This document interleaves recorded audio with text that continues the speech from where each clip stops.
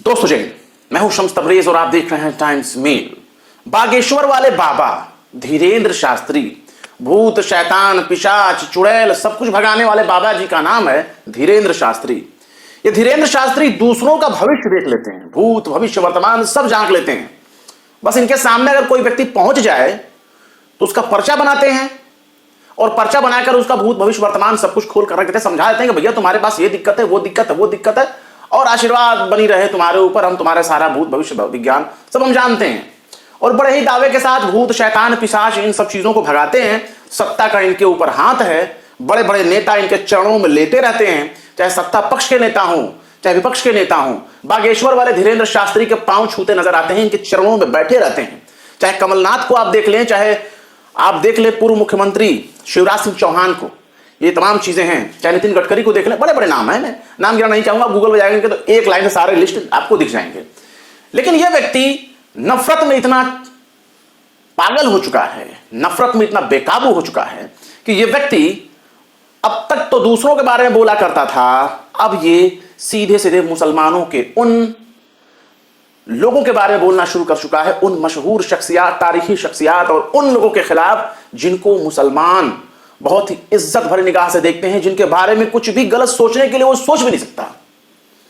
ये धीरेंद्र शास्त्री अब ये खुल्लम खुल्ला मौला कायनात मौला अली को गाली दे रहा है और ये मौला अली के बारे में बेहद ही नाजेबा अल्फाज का इस्तेमाल कर रहा है। जिस व्यक्ति को खुद अपने बाप का नहीं पता वो मौला अली के बारे में इस तरह के बयान देगा और वो तय करेगा कि मौला अली का बाप कौन है। धीरेंद्र शास्त्री को कंफ्यूजन हो सकता है कि उनके पिताजी कौन होंगे, धीरेंद्र शास्त्री के भक्तों को कंफ्यूजन हो सकता है कि उनके पिताजी कौन होंगे, खुद धीरेंद्र शास्त्री को यकीन ना हो कि उनके पिताजी कौन हैं कौन नहीं हैं। लेकिन बहैसियत एक मुसलमान मुझे मालूम है कि मेरे पिताजी कौन हैं, मुझे यह भी मालूम है कि मेरे पिता के पिता के पिता के पिता के पिता कौन हैं, और मुझे यह भी मालूम है कि हिंदुस्तान से लेकर के और करबला तक हमारा बाप कौन है। हमें यह भी मालूम है, हमें यह भी मालूम है कि करबला से लेकर शाम से लेकर मदीना से लेकर मक्का तक हमें मालूम है कि हमारे आबाओ अजदाद का नाम क्या है, हमें मालूम है।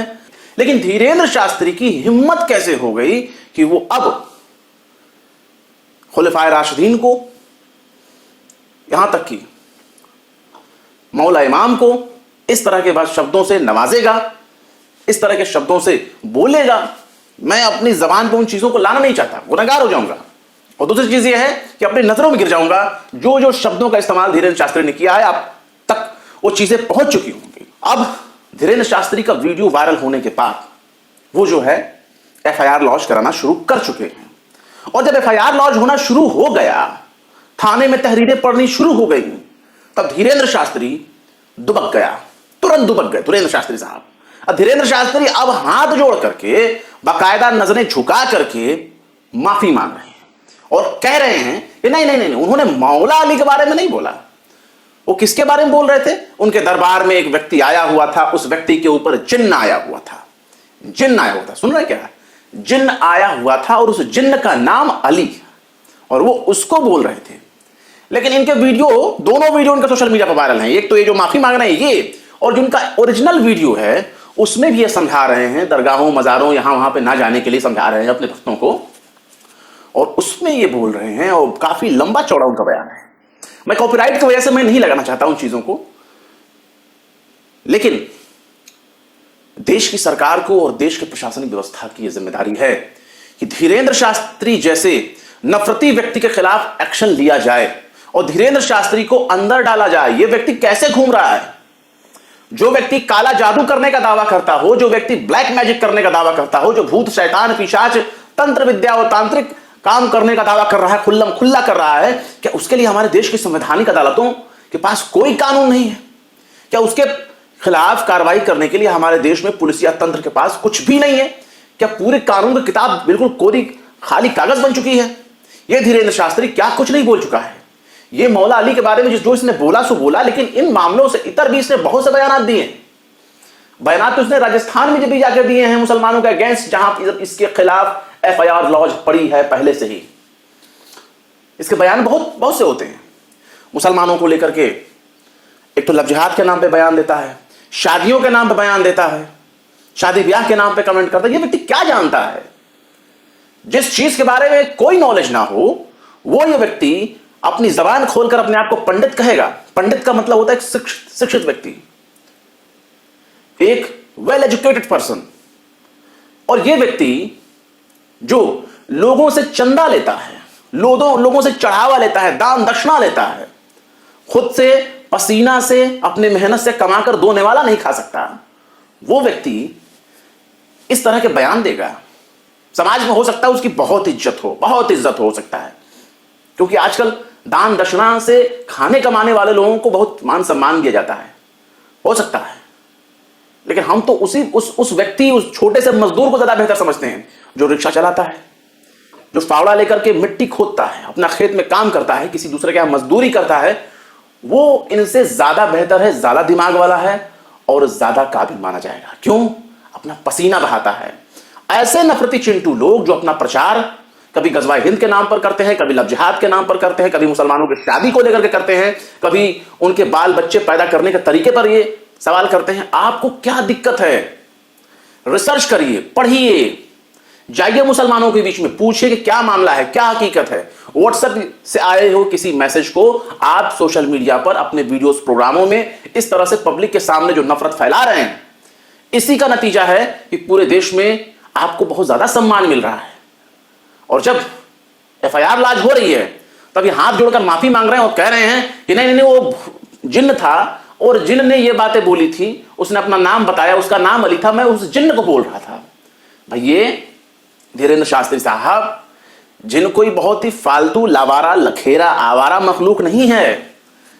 जिन्न से अगर पाला पड़ जाएगा तो आपका पूरा दरबार भाग जाएगा। जिन्न से अगर पाला पड़ जाएगा आपका तो आपकी धोती खुल जाएगी, आप नंगे हो जाएंगे। आपको अपने भविष्य की चिंता करनी चाहिए, ना कि भक्तों के बारे में पूछ रहे हैं। भूत शैतानों को लेकर के आप नौटंकी करते हैं अपने दरबारों में, और ये इस मामले में आप पहले भी एक्सपोज हो चुके हैं। नागपुर में बुलाया जा रहा था, आपको याद है ना, आइए भूत शैतान करिए। आप रातों रात दुबक कर भागे थे वहां से, अपना धोती, कच्छा, लंगोट सब लेकर के भागे थे। फिर दोबारा आपकी हिम्मत नहीं हुई कि नागपुर में जाएं और ब्लैक मैजिक करके दिखा दें, भूत शैतान करके दिखा दें। आपकी हिम्मत नहीं हुई। धर्म की आड़ में आप बहुत कुछ करते हैं। लेकिन हमारे देश की बहुसंख्यक आबादी क्या हो गया है? वो ऐसे लोगों का पांव धोकर पीने पर क्यों तुली हुई है? ये जानते हुए कि बहुत बड़ा पाखंड कर रहे हैं, ये जानते हुए कि पूरे समाज को ये गुमराह कर रहे हैं, और ये जानते हुए कि आस्था के नाम पर ये खिलवाड़ कर रहे हैं, और ये जानते हुए कि ये व्यक्ति नफरत का प्रचार कर रहा है और इसे पॉलिटिशियन जमकर यूज कर रहे हैं। इस व्यक्ति को अगर किसी ने जाना है तो सिर्फ इसीलिए ज्यादातर जाना है क्योंकि ये मुसलमानों के खिलाफ बेइंतहा बयान देता है। और इनकी जबान अब इतनी लंबी हो गई है कि अब ये मौला अली तक बात करेंगे। मैं देखता हूं बहुत से बयानों को, बहुत से लोगों बयानों को, कभी हजरत अम्मा आयशा को लेकर के बयान देंगे, कभी हुजूर सल्लल्लाहु अलैहि वसल्लम के बारे में बयान देंगे, उनके खानदान के बारे में बयान देंगे, मुसलमानों के तौर तरीके के ऊपर बयान देंगे। क्या आप जानते हैं? कुछ नहीं जानते। मुसलमान नहीं बोलता दूसरों के मामले में। आप क्या चीज खाते हो, मुसलमान उस बारे में नहीं बोलना चाहता। दुनिया बोल सकती है, मुसलमान नहीं बोलना चाहता। और जो लोग गलत बोलते होंगे वो गलत बोल रहे हैं। ये जो खाते हो खाने दीजिए, जो पीते हो पीने दीजिए। जो कुछ भी है सब इनके सामने उतरेगा, आज नहीं तो कल उतरेगा। और वही लोग इसका भूत उतारेंगे धीरेन्द्र शास्त्री का, जो इसके दरबार में जाते हैं, इसके हाथ पांव जोड़ते हैं, इसके पांव धोकर पीते हैं, और जो भूत शैतान के नाम पर इसके दरबार में जाके लाइन लगाते हैं। कोई भूत शैतान उतान नहीं ये करता। ये व्यक्ति शुद्ध रूप से नौटंकी करता है, कैमरे पर अपने लोगों को चुन चुन कर बैठाता है, और इस मामले में एक्सपोज हो चुका है पहले भी।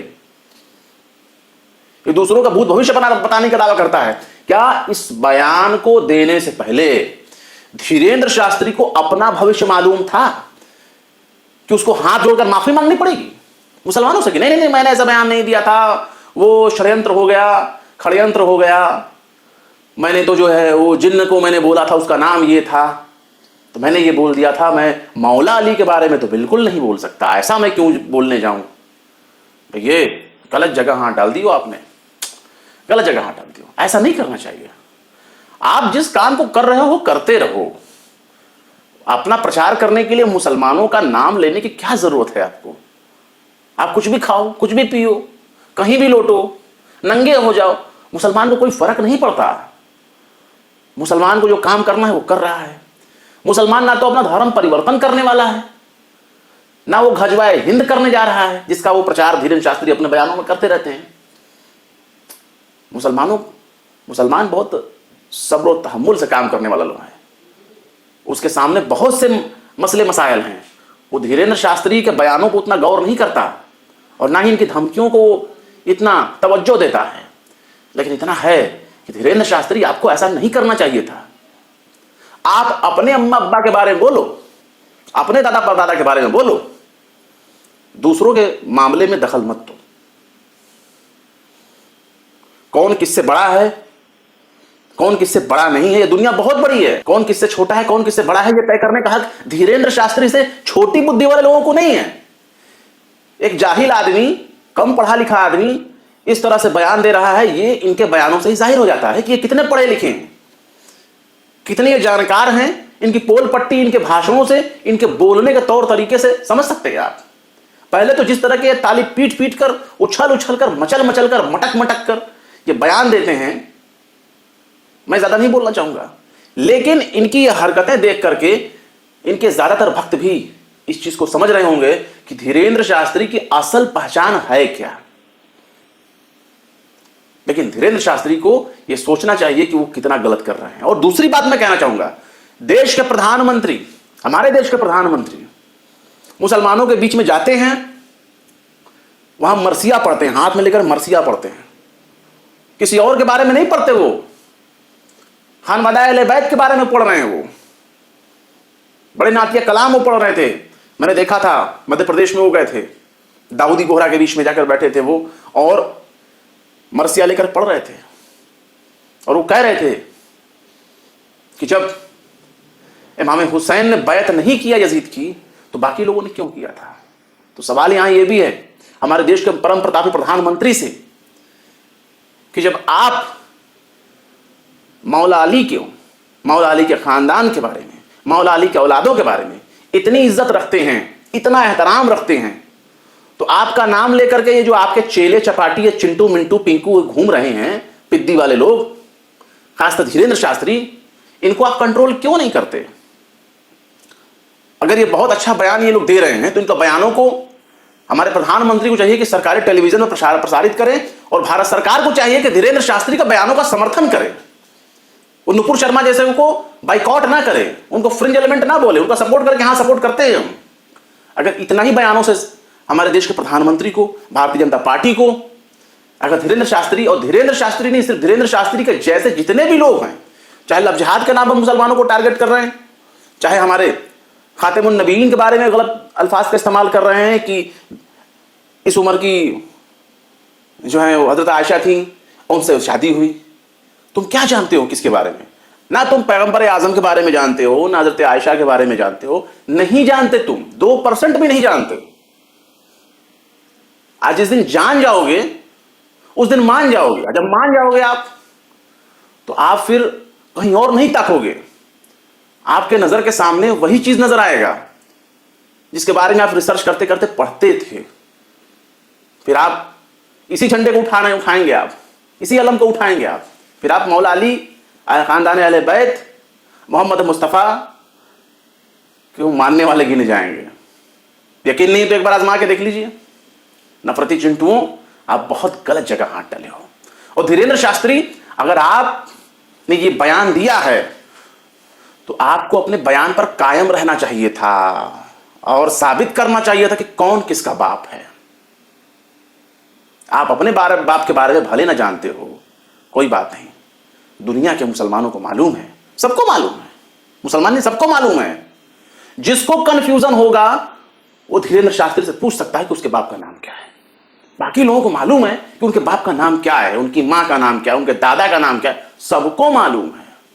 हमको तो यहां तक मालूम है कि दुनिया आबाद हुई तो उस वक्त हमारे बाप का क्या नाम था। धीरेन्द्र शास्त्री, आपने बहुत गलत किया। आपने ऐसी शख्सियत के बारे में बोल दिया जो मुसलमानों के लिए बहुत अजीज है, जिनको लेकर के फिरकों में भी कोई इख्तलाफ नहीं है। हमारे चौथे खलीफा भी माने जाते हैं, हमारे इमाम भी माने जाते हैं। और इस चीज को लेकर के मुसलमान अगर एक होकर के धीरेन्द्र शास्त्री के खिलाफ बड़ी तहरीक चला रहा है, FIR लॉन्च करा रहा है, तो धीरेंद्र शास्त्री को अब माफी नहीं मांगनी चाहिए। धीरेंद्र शास्त्री को बोलना चाहिए कि हां उन्होंने ये बोला है और बोलेंगे, और वो साबित करेंगे कि कौन किसका बाप है। तो आइए शास्त्री जी साबित करिए। हाथ जोड़कर गिड़गिड़ाने से, माफी मांगने से कोई फर्क नहीं पड़ेगा। आपने छोटी मोटी गलती नहीं की। आप अपने किसी यार दोस्त को गाली देते, किसी भी शख्स को गाली देते, ये काम आपने अच्छा नहीं किया। दोस्तों, इस तरह के बयानों का कोई समाज समर्थन नहीं करता। हमारे देश के प्रधानमंत्री को चाहिए कि ऐसे व्यक्ति को अंदर करें। ये व्यक्ति कहीं भी खुले में रहने के लायक तो बिल्कुल भी नहीं है, और समाज के लायक तो बिल्कुल दूषित है, समाज को दूषित करने वाला है। और ये किसी भी सभ्य समाज को जो वैज्ञानिक सोच रखता हो, थोड़ा बहुत भी आधुनिक सोच रखता हो, उसके लिए बिल्कुल घातक है। और यह व्यक्ति आजाद नहीं घूमना चाहिए। पॉलिटिकल समर्थन देने से बहुत नुकसान होगा। भारत में जो होगा होगा, भारत में तो बहुत समर्थन मिलता हो धीरेंद्र शास्त्री जैसे लोगों का, लेकिन जब बात दुनिया में आएगी तो हमारे मोदी तो विश्वगुरु कहलाते हैं ना। तो हमारे मोदी जी को विश्वगुरु का ठप्पा जहां जहां से मिलना शुरू होना चाहिए, समर्थन मिलना चाहिए, वहां से भी पता चला कि थू थू होने लगेगी। ये काम ठीक नहीं है मोदी जी। धीरेंद्र शास्त्री जैसे नफरती चिंटुओं को रोकिए, आपको रोकना चाहिए। फिलहाल दोस्तों, जितने भी लोग धीरेंद्र शास्त्री के बयानों को सुन चुके हैं, मैंने उन बयानों को खुल करके नहीं बताया आपको वो बयान क्या है। सोशल मीडिया पर मौजूद हैं, मैंने भी पूरा बयान सुना है, बहुत अपने गुस्से को कंट्रोल किया है, बहुत सभ्य तरीके से मैंने अपनी बात को आपके सामने पेश किया है। लेकिन धीरेंद्र शास्त्री के खिलाफ कार्रवाई होनी चाहिए, इसमें कोई दोहमत नहीं, कोई दो राय नहीं। फिलहाल इस वीडियो में इतना ही, फिर मिलते हैं किसी और वीडियो में एक नई खबर के साथ। शम्स तबरेज को दीजिए इजाजत। जय हिंद। अगर अभी तक आपने हमारे चैनल टाइम्स मेल को सब्सक्राइब नहीं किया है तो जल्दी से सब्सक्राइब कर दें और बेल आइकन भी प्रेस कर दें।